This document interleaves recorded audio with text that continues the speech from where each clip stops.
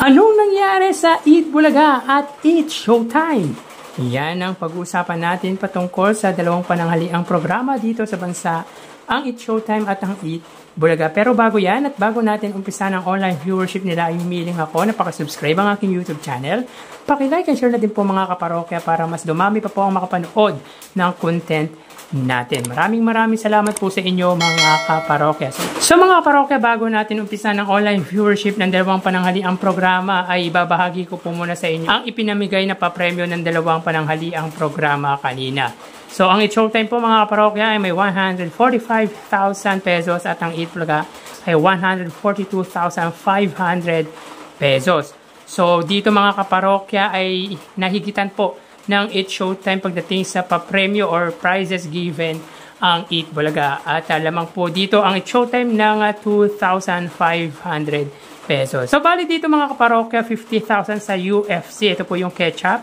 65,000 naman po sa Laro Pick.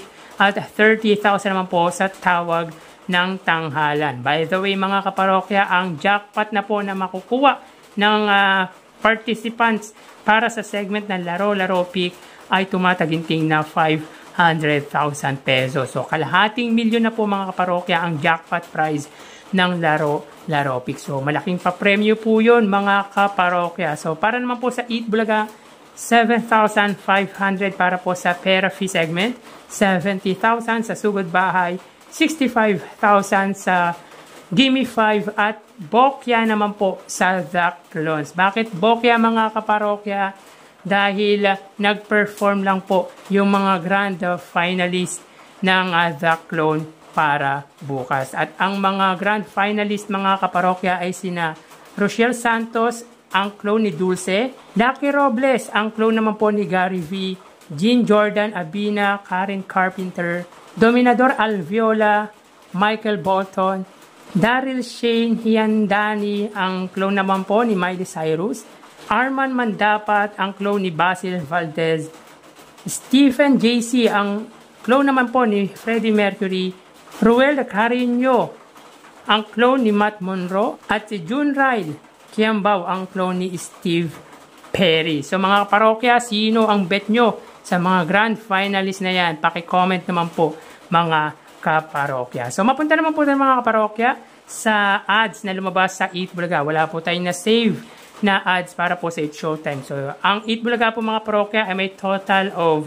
31 TV ads kaninang episode. Sa unang gap ay may 10 TV ads, sa pangalawa ay may 10 TV ads, at sa pangatlo ay may 11 TV ads. So, nitong linggo mga kaparokya ay hindi po bumaba sa 30 TV ads ang lumabas na nasabing noontime show ng Legendary Trio. At pagdating naman po mga kaparokya sa highest viewership, ang Eat Showtime po mga kaparokya ay may 101,000 highest viewership.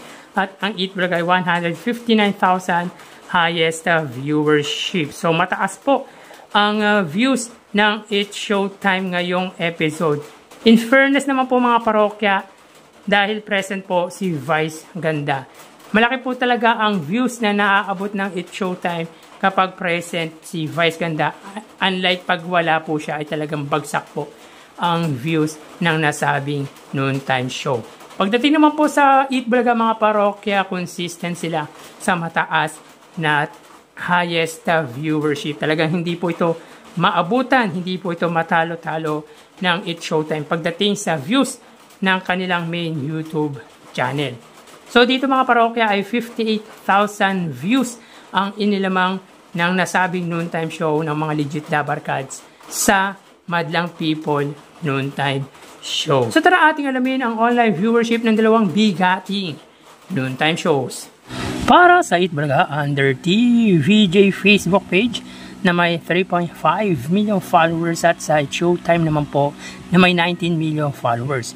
So sa oras na 1:46 PM, ang Eat Showtime po ay may kasalukuyang segment na Laro Pick. Samantalang ang Eat Bulaga naman po ay may segment na Gimme 5. So dito, ang Eat Showtime mga kaparokya ay may 4,300 live viewers, at ang Eat Bulaga naman po ay may 4,100 live viewers. So again, sa oras na 1:46 PM, ang It's Showtime po ay may 4,300 live viewers at ang Eat Bulaga ay may 4,100 live viewers. So pagdating dito sa Facebook Live mga kaparokya ay angat po ng 200 views ang It's Showtime. So present po ngayon mga kaparokya si Vice Ganda.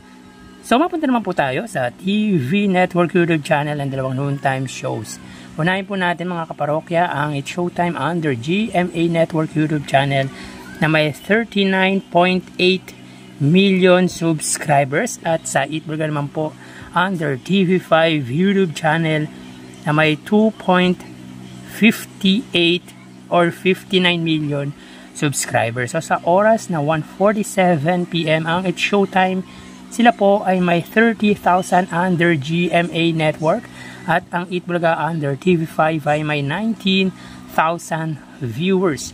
So again, as of 1:47 PM, ang It's Showtime under GMA Network, sila po ay may 30,000 viewers at ang Eat Bulaga naman po under TV5 ay may 19,000 viewers. So pagdating dito mga kaparokya sa TV Network YouTube channel ay angat po ng 11,000 views ang It's Showtime or ang GMA Network against sa TV5. So mapunta tayo sa main YouTube channel ng dalawang noontime shows. Para po sa It's Showtime under ABS-CBN It's Showtime na may 2.69 million subscribers at sa Eat Bulaga naman po under Eat Bulaga TVJ YouTube channel na may 1.64 million subscribers. So sa oras na 1:48 PM ang It's Showtime, sila po ay may 93,000 viewers. Ang Eat Bulaga naman po, sila ay may 156,000 live viewers. So again, sa oras na 1:48 PM ang It's Showtime po, sila ay may 93,000 live viewers at ang Eat Bulaga naman po ay may 156,000 live viewers. So bali, ang total na nakuha ng dalawang noontime shows ay mga kaparokya, bali ang total na nakuha ng dalawang noontime shows para po sa It's Showtime ay 127,000 total views at para sa Eat Bulaga ay 179,000 total viewers. So again, ang It's Showtime po ay may 127,000 total live viewers at ang Eat Bulaga ay 179,000 total live viewers. So yan po ang lumalabas sa kanilang online viewership as of 1:50 PM. So magpapaalam na po ako sa inyo mga parokya. Mag-iingat po tayo palagi. Thank you and God bless.